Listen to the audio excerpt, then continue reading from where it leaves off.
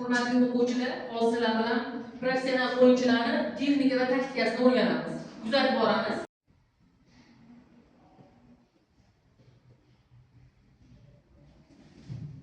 Shu holatda nega gol oshirdi? Imkon yo'q edi. Ana shuning uchun bunga beriladi.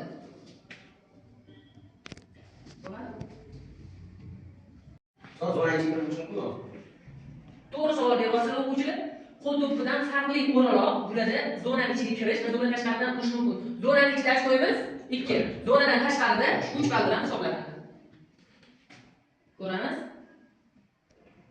Mana hozir to'p uzatilgan to'pni qarshilama uzatgan to'pni olib, yana hujumni davom ettiryapti. Mana bu zonadan qayoqda ekan bu? Zonadan tashqarida necha ochko'lik bo'ldi? 3 ochko'lik bo'ldi. Aniqroq tushunadi. Ko'ring, qarang, qayta ko'ring. Ketyapti, tashlayverishga qarang. Tegiga kirib qolmayapti, tegiga kirib qolmayapti, qarang. Mana mashitdan 3 metr yo'ldan sakrayapti, qarang.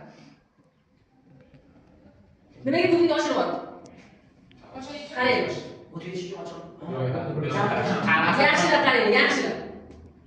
Qarang. Mana buni oldida bu sakrashga qo'ymayapti, oldida.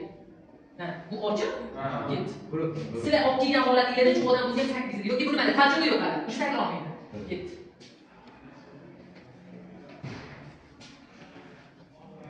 Keyingisi qanaqa edi?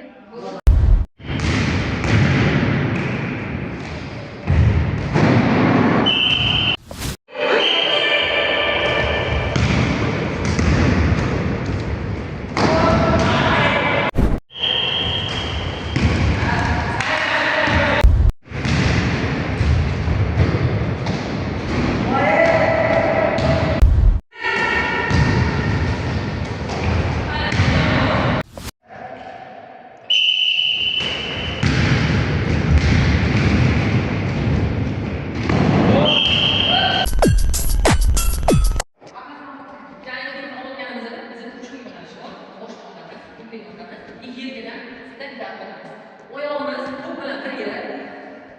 İşte yelkalarimiz chiqadi buchiga. O'zimiz qo'llaymiz. Qo'lni tepaga ko'targanimizda